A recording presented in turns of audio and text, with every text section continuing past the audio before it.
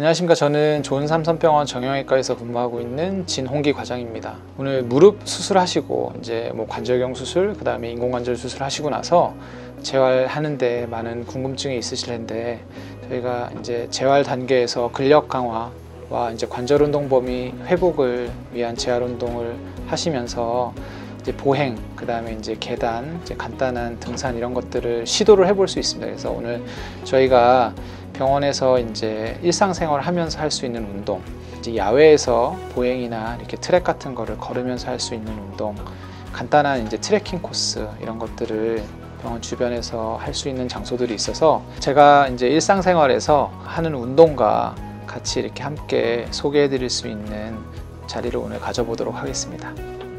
야외로 한번 가보실까요?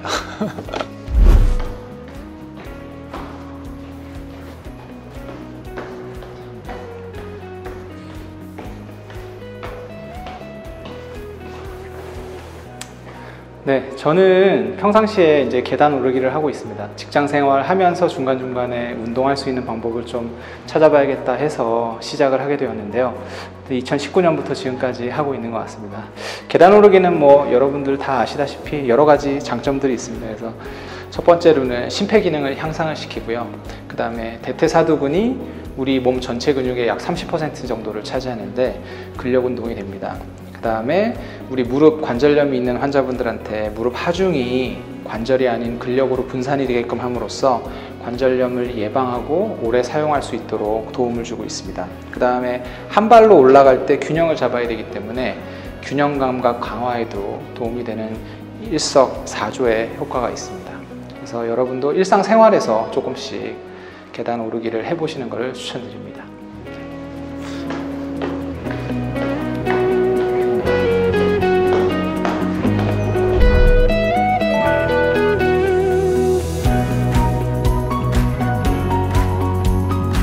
무릎 수술하시고 나서 이제 초반에 근력을 기르는 운동을 하실 때는 아무래도 이제 평지 보행이 좋습니다. 그래서 바닥이 좀 소프트한 곳에서 하시는 게 좋은데, 여기는 이제 동서대 운동장입니다. 이제 보시는 바와 같이 트랙이 돼 있고 밑에는 우레탄이 깔려 있습니다. 그래서 폭신폭신한 데서 걷는 운동을 하실 수 있는데, 아침에 나와서 운동하시는 분들이 많습니다. 그래서 30분 정도에서 1시간 정도까지 내가 걸을 수 있을 때까지는 처음에 등산을 시도를 바로 하시는 것보다는 이런 트랙이나 바닥이 이제 푹신한 곳에서 연속적으로 걸을 수 있는지 그런 거를 좀 시도해 보시면 됩니다. 여기서 걷다가 힘드시면 중간에 조금 쉬실 수가 있고요.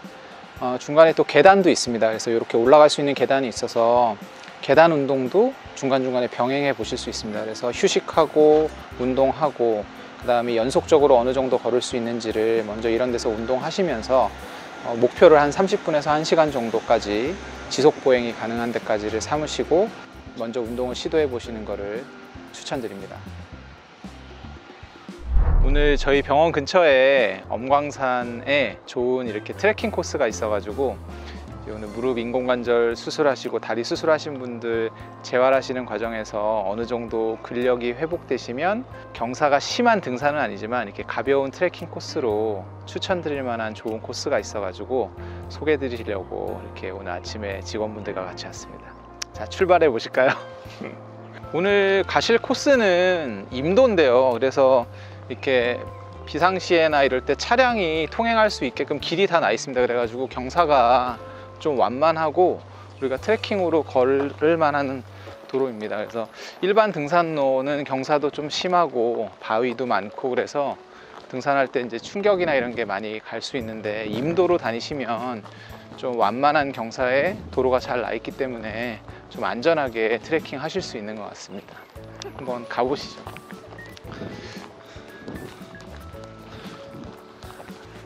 그 다음에 이제 초입부에 복천 약수터가 있습니다. 그래서 앞에 보이는 약수터가 있어가지고 여기서 이제 운동하는 데도 있고, 그 다음에 약수터도 오늘 가는데 2개의 코스가 있습니다. 그래서 2군데 약수터를 지나서 한번 가보도록 하겠습니다.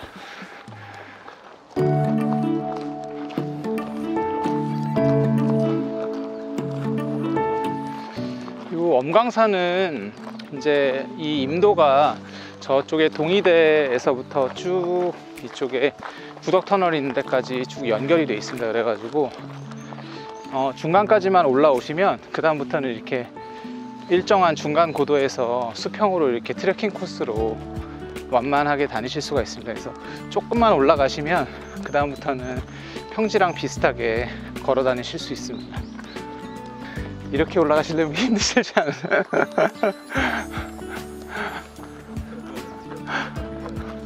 이게 매일 하기는 힘들거든요. 매일 하기는 힘들고 제가 해보니까 일주일에 저는 한 3번 정도, 그래서 비 오는 날도 있고 그래서 그냥 시간 될 때 3번 정도 하고, 겨울 동안에는 새벽에 등산하기는 좀 어렵습니다. 그래서 겨울 동안에는 그냥 다른 운동으로 이렇게 하고 있고, 보통 이제 한 3월 달에서부터 한 10월, 11월 달까지는 이렇게 새벽에 아침에 6시, 6시 반 정도부터 뭐 1시간 정도 이렇게 등산하면서 건강관리를 할 수 있는 것 같습니다.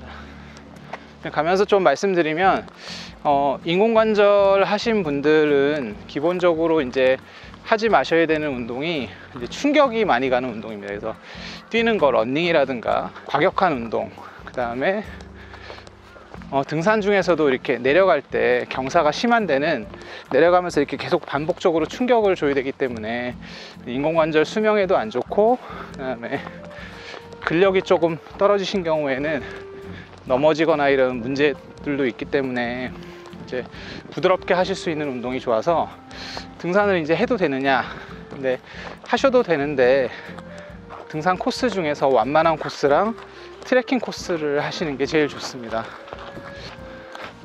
여기는 이제 임도입니다. 그래서 이렇게 앞에 쭉 보시면 이렇게 완만하게 경사가 되어 있고 흙길이라서 충격도 조금 덜 하고 해서 좋습니다.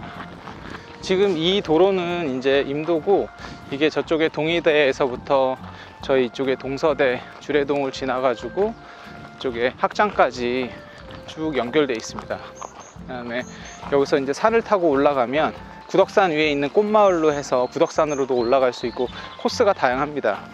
병원 근처에 이런 임도가, 여기 동서대 뒤에 있는 이 엄광산 임도가 있고, 반대편에 있는 백양산 이제 신라대를 올라가시면 신라대에서도 또 중간에 임도가 아주 좋습니다. 그래서 구포에서부터 해가지고 쭉 해서 초읍까지 연결되는 임도 코스가 있는데, 제 생각에는 신라대에서부터 요 주례까지 오는 코스가 완만하고 괜찮습니다. 그 다음에는 약간 경사가 좀 있고 하기 때문에 저희 지금 동서대에서 출발하는 코스, 아니면 동의대, 그 다음에 반대편에 있는 신라대, 이렇게 대학에서 3군데 대학이 있는데 거기 위에서부터 시작하는 코스가 트레킹 하기에는 좋은 것 같습니다. 저희 병원 근처에서요.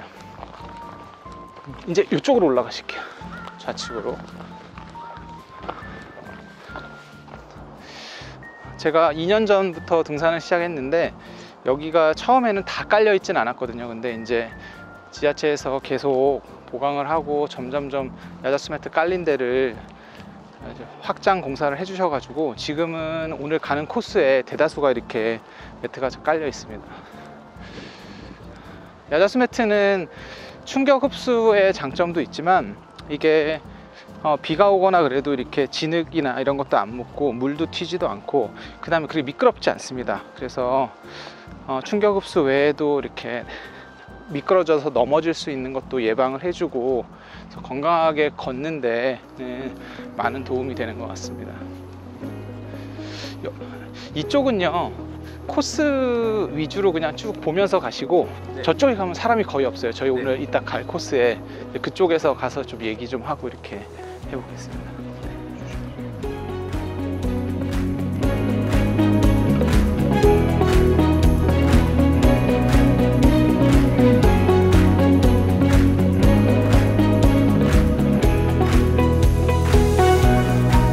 그러면 이제 등산이나 이런 트레킹 같은 거를 이제 언제 시작하면 되느냐, 그래서 이제 수술하시고 나서 근력이 어느 정도 조금 회복이 되고 나서 하시는 게 좋습니다. 그래서 30분 정도 내가 충분히 걸을 수 있다, 그때 되면 이제 한번 시도해 보시는 거 추천드립니다. 그래서 그 전까지는 관절 운동 범위랑 이제 근력 회복시키는 재활 운동에 이제 중점을 하시고, 내가 이제 30분에서 1시간 정도를 보행이 가능하면 그때는 이렇게 가벼운 트레킹을 도전해 보실 수 있습니다.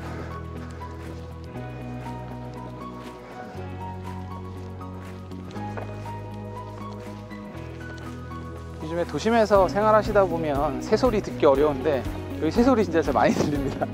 그래서 새소리도 들을 수 있고 동물도 가끔 만납니다. 그래서 제가 만나본 거는 청설모 많이 만나고요. 그 다음에 고라니죠. 고라니도 2번 정도 만나봤습니다.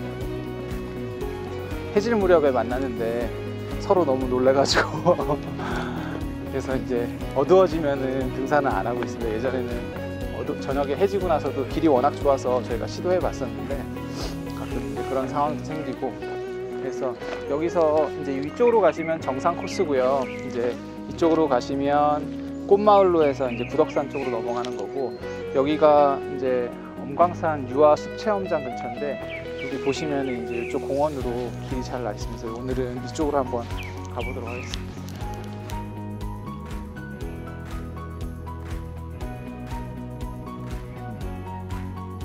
걸으시다가 이제 힘드시면은 중간중간에 휴식해서 하시면 됩니다.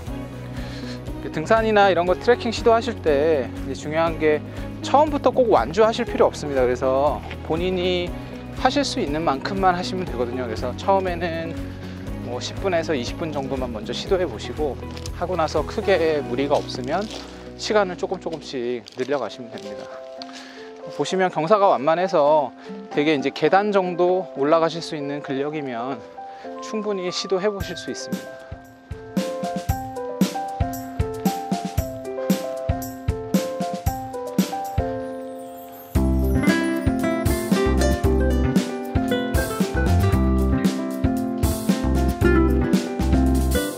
그래서 오늘은 여기까지 한번 해보겠습니다. 여기서 이제 더 가시면 쭉 돌아가지고 꽃마을 쪽으로 쭉 넘어가실 수가 있고요. 거기서 왼쪽으로 쭉 더 가시면 이제 동아대병원 뒤쪽으로 해가지고 민주공원까지 쭉 연결이 되어 있습니다. 그래서 뭐 체력이 되시면 조금 더 시도해 보셔도 됩니다. 좀 쉬었다 가실까요? 그래서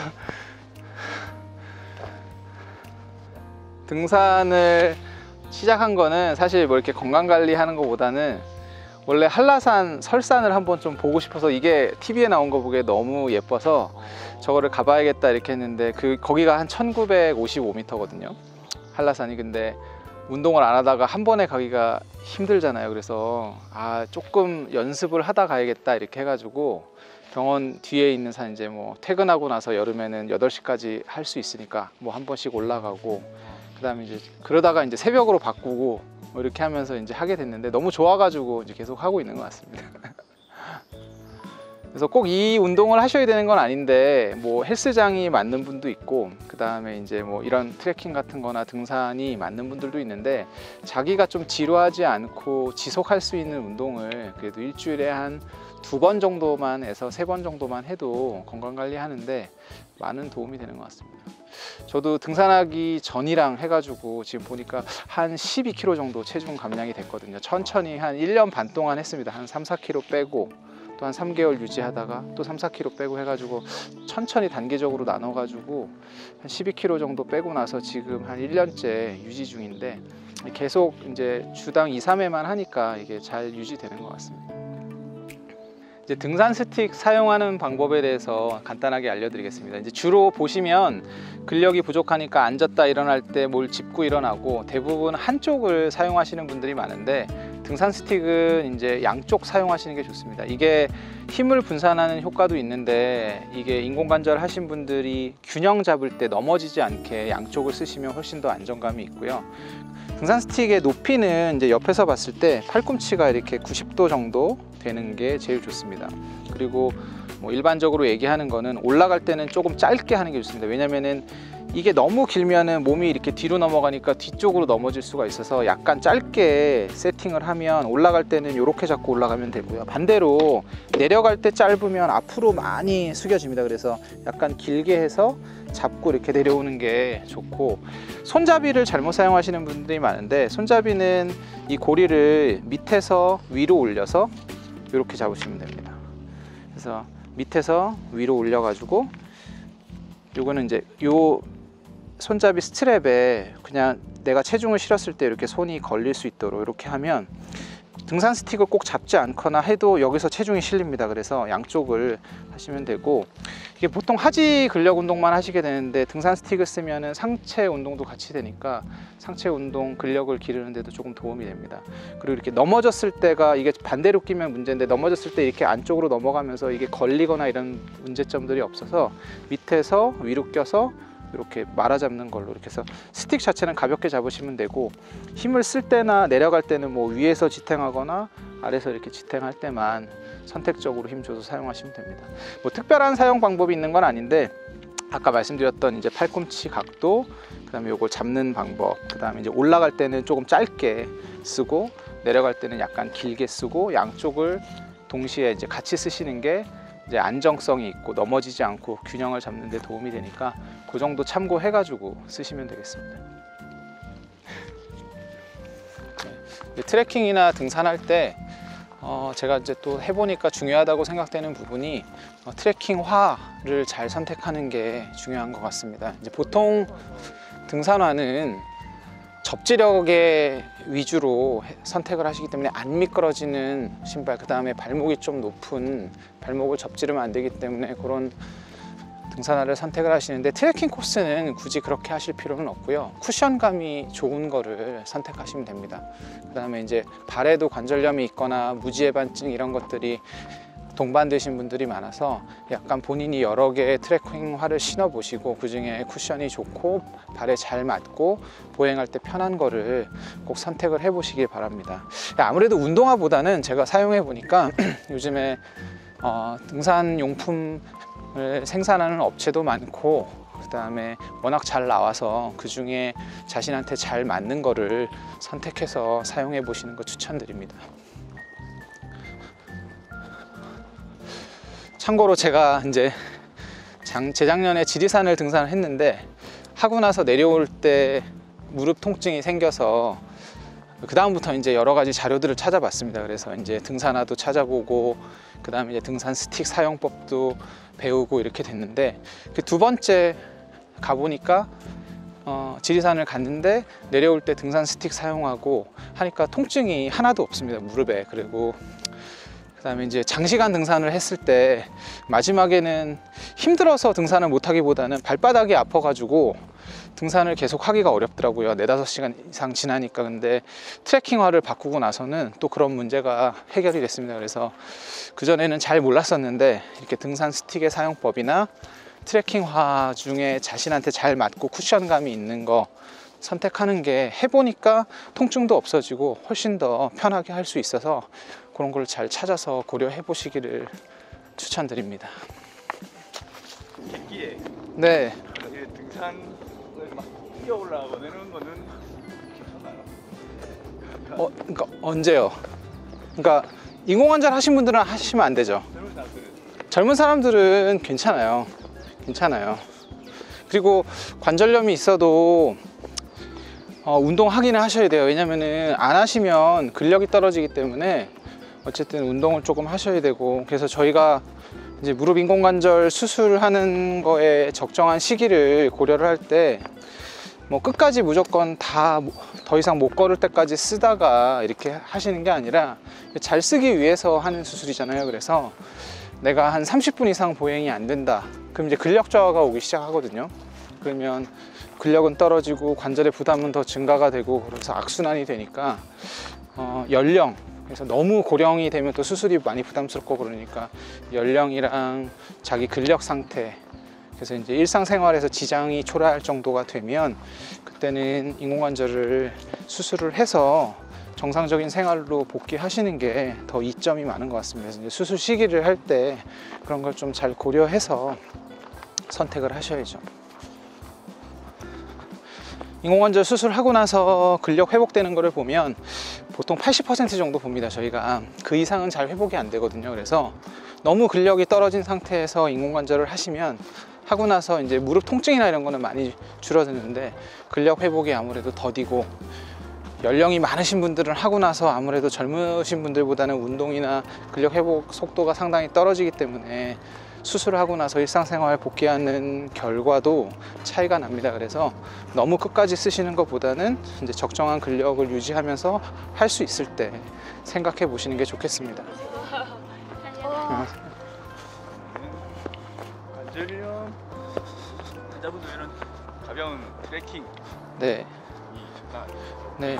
그래서 이제 관절염 환자분들은 이제 운동을 계속 하셔야 되는데 이제 충격이 많이 가고 그다음에 관절염에 안 좋은 자세들을 피해야 되거든요. 그래서 여러 가지를 생각하시지 말고 그냥 3가지 정도 생각하시면 돼요. 첫 번째가 이제 쪼그리고 앉는 게 안 좋습니다.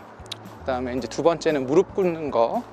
그다음에 충격이, 그러니까 경사가 심한 곳을 내려가는 거 3가지는 가급적이면 피하고 평지 운동이나 완만한 경사 운동을, 보행 운동은 계속 하시는 게 좋습니다.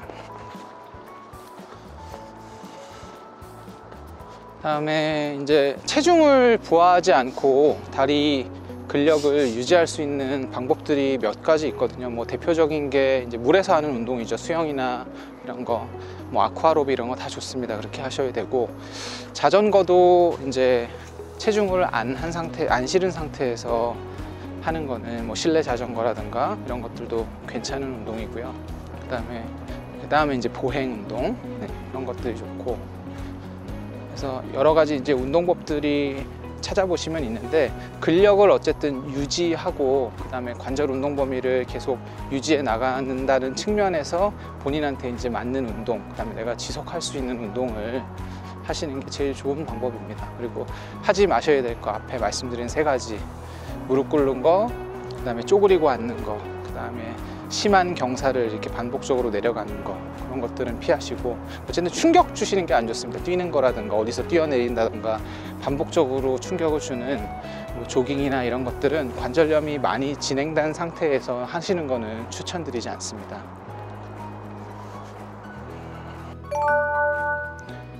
요즘에 이제 인공관절에 대한 수명에 대해서 많이 궁금해 하시는 분들이 많은데, 요즘에 이제 20에서 25년 정도 됐을 때 70에서 80%는 지속 사용 가능하다고 보고 있습니다. 그리고 최근에는 이제 인공관절 수술이 로봇 같은 게 도입되면서 더 정교해졌기 때문에 결과는 지금보다 훨씬 더 좋을 거라고 저희도 예측하고 있습니다.